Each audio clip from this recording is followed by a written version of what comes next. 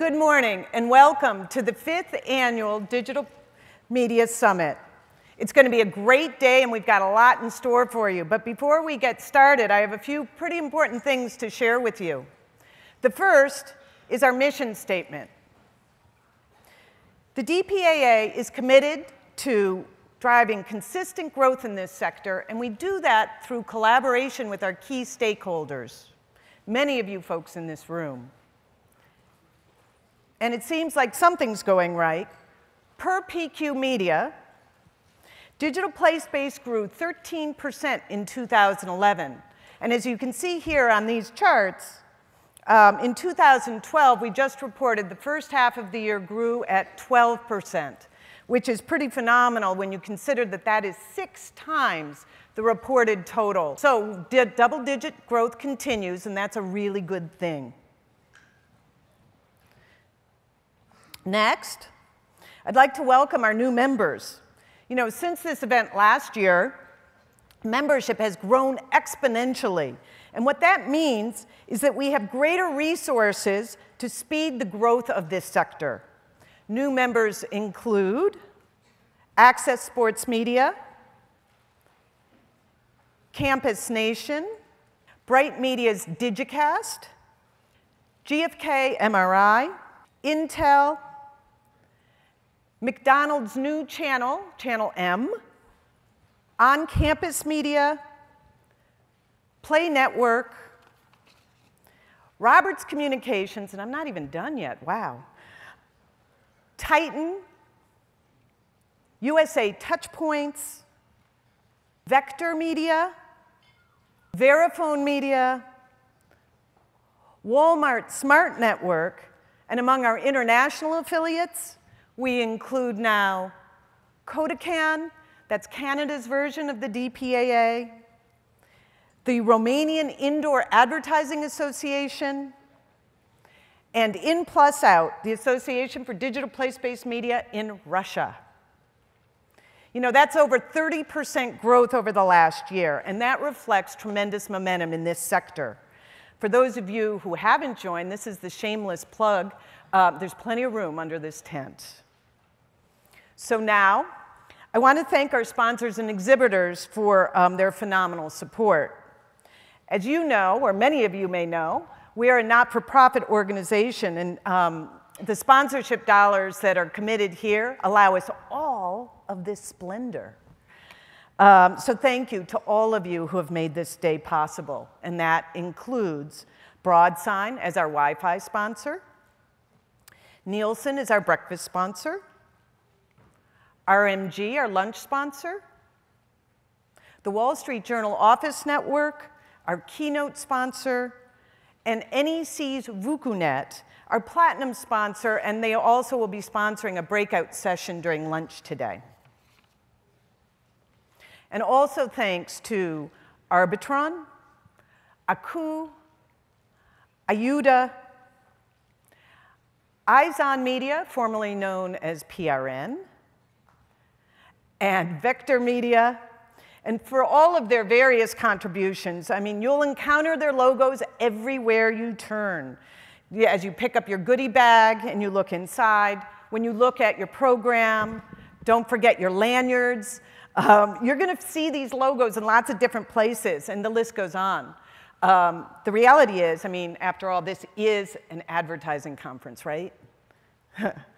So thanks to our association sponsors, which include the 4As and DSF, our media partners, Media Post and New Bay Media, and special thanks to Daily Do for the books that you will find in your goodie bags entitled 5 Years of Executive Thought. And it's a compilation of CEO spotlight interviews, riveting reading, especially if you work for one of those guys. You must read these things. And of course, DPAA is very proud to be a thought leadership partner with the ANA. So throughout the day, we have a lot of really fun things planned for you. First, we have the Media Lab, and that's new for us this year. The exhibits are designed to give you quality time with our sponsors' offerings, so it allows you to get up close and personal with these brands. If you didn't have a chance to see them during breakfast, don't worry, there's loads of time left. There's coffee breaks and lunch. Please take the time out to check out what they have to offer. And included there is Erva, Ayuda, Captivate, GFK MRI, In Window, Nielsen, Show Media, TouchTunes, VukuNet, and Wall Street Journal Office Network. Now, I mentioned that Broadsign is our Wi-Fi sponsor, and you should also know that Erva is supporting our social media offerings. So note these two very large screens. They're our Twitter screens. Gail, do you see? They're really big screens this year. You can join the conversation at #ContextMatters. And this year, you can send, beyond tweets, you can also send pictures. And you do that by sending it to DPAA@aerva.com, and that's AERVA.com. And oh, this is really important. This is beware, a heads up, that if you have your picture taken in the Media Lab at the TouchTunes display, I'm told that it will automatically download to these screens. So be warned and be careful. And finally, a shout out to 3 of our very important sponsors, Captivate, GFK, MRI, and Intel. They have graciously offered to buy us drinks at the end of the day. And so I hope you stick around for that fabulous offer. And that's going to be right out here in the lobby. And particularly, I heard GFK and Captivate have created custom cocktails for us. So that should be interesting. So on to our theme, context matters. You know, this is the second year that we focused on just those words, and it remains a pivotal organizing principle for this sector. The cross-platform world that we live in and we find ourselves trying to operate within has made many of the old media silos increasingly out of date. And yet still, most aspects of the media industry continue to be structured around these very narrowly defined silos. Silos that stem back to when the consumer experience was indeed an individual thing with that media type. But today, media consumption is indeed convergent, which poses new hurdles for all of us. I mean, if you're a media seller with a cross-platform offering and you're trying to get your full value for that offering, you may have felt like a bit of a ping-pong ball as you go through an agency and get directed from one silo to another and to another. And if you're selling digital place-based media, it's tough to know which silo to even turn to, depending upon the agency that you're calling on, whether you've been assigned to the out-of-home group, the TV group, or the digital group. And if you're a media planner, it's often frustrating not having an Uber 360-degree activation unit to turn to. And then if you're an activation unit, and so you know those who don't live in the media world every day, activation unit means buying department. You find yourself having to make the case for something that seems self-evident as your turf. I mean, digital place-based is indeed out of home. It is out of home, and that's what the out-of-home buyers say. But it also has screens, and that's what the TV guys say. And many of these screens are IP addressable, and that's what the digital guys say. Isn't it self-evident? And if you're the client, yikes. Isn't this all about consumer experience? What's wrong with all these people? And of course, we know the client is always right.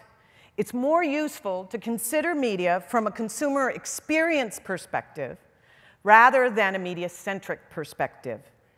And when you do that, one realizes that all media exist alongside and in the context of the others. Media exists in the context in which they're encountered. The physical location, the social setting or who you're with when you encounter it, what people are doing when they encounter those media, how they're feeling, And all of that along with the content provided by the media themselves. And when you look at it in this light, it becomes clear how important context is to shaping the creative message, and also how all media should be considered as part of being part of a continuum. And along that continuum, digital place-based media is at the contextual heart of media delivery. Whether you're at the grocery store, the airport, the gym, or at the back of a taxi, digital place-based media reaches consumers at what a good friend of mine, Mike Bloxam from Media Behavior Institute, calls the point of purpose. Whether that purpose is to buy something, to exercise, to socialize, or travel from point A to point B, all of these things elicit and leverage a state of mind and a consideration set that digital place-based is perfectly positioned to complement and ultimately to take advantage of. And so now to today's agenda, which explores that idea from lots of different angles. This morning, to begin, we have Bob Liadis, President and CEO of the Association of National Advertisers, aka the ANA. And he will kick off with what's on marketers' minds, and he's fresh off his most successful conference for the last couple days at, in Florida. And we thank you for that very quick flip turn, Bob. Next up will be a panel consisting of notable brand marketers sharing their perspectives on digital place-based media. And this will be moderated by the very talented David Verkland, who always provides entertainment as well as information. I think you'll enjoy that panel a lot. Next, we're going to hear from a diversity of brands with their own case studies demonstrating the effectiveness of digital place-based media and how they delivered on their individual brand objectives. After lunch, we're going to kick off with a creative keynote by Alan Schulman, a longtime friend of the DPAA. He's been on our agency advisory board for years, and he is now Chief Creative Officer at Sapient Nitro. Alan is really well versed in this space, and he's going to talk to us about how both creative vision and processes may just be the key in unlocking exponential growth for this sector. And following Alan will be a panel on the latest advances in research and what that new information can bring to bear on our understanding of digital place-based media and consumer experience. Don Gluckler is the Chief Research Officer at the ARF, and he'll moderate this panel. And not so coincidentally, he will bring a brand perspective as he spent many, many years at P&G. And then next up, Jim Harris, CEO of Wall Street Journal Office Network and also chair of our Digital Convergence Committee. And he will moderate a panel on using technology today to engage consumers. We're going to get a look at some very cool case studies and examples of what's happening in social and mobile media and how those are being brought to bear in the digital place-based world to drive further consumer engagement. And then finally, our last session is something new. It's our first town hall meeting. We're going to turn up the lights, and we're going to want to hear from all of you. We have a diverse panel of media professionals with us today who will kick us off and help get the conversation started. The goal here is to figure out how we take what is good growth, double digits good, and push it to triple-digit growth. Right, Francois? And while the day sounds really, really busy, know that we plan on feeding you as well. So the first thing during lunch is that we will have tables designated to help you figure out where you may want to sit. And thanks to Adrian Cotterill, editor-in-chief of the Daily Do, who has helped us identify those topics that we thought might be good over lunchtime conversation. And know that we'll have hosts at those tables to facilitate that conversation, pros in their world. More on that as we get closer to lunch. And also, for those of you who would prefer a not-so-structured lunch, please take your time to go to the Media Lab. Know that by design, you'll find it hard to avoid, as the food is over there as well. And finally, there will be a sponsored breakout session with NEC VukuNet demonstrating their ad-serving technology in this room at 1:15. This promises to be a really interesting session and one that I think you will not want to miss. And now, the way the day is going to work for us is that I have 3 of our DPAA board members who are going to help me MC the day. Mike DeFranza, CEO of Captivate and chairman of the DPAA board, will start us off. Then Francois de Gaspé-Beaubien, I love saying your name, CEO of Zoom Media and Marketing, will moderate our case study panel. And then finally, Jim Harris, CEO of Wall Street Journal Office Network, will help out in the afternoon. And throughout the day, we do want to hear from you. With each of the sessions, we're making time for questions. And we will have note cards on your tables, you'll notice. And we will also have roving mics. It will be up to each of the moderators to decide how they want to take questions. So listen up, pay attention. We're going to do the same and try to accommodate the moderators. One more piece of housekeeping before I turn the podium over, and that is, at your tables, you're going to find a questionnaire regarding today's event. And that we'd really appreciate if you take the time to fill that out. You've done so really well in years past, and it actually has informed our proceedings today. So we hope you have a great day, that you learn something, and that you have some fun along the way. As I mentioned before, this is our 5th annual Digital Media Summit, and that is a really important milestone for us.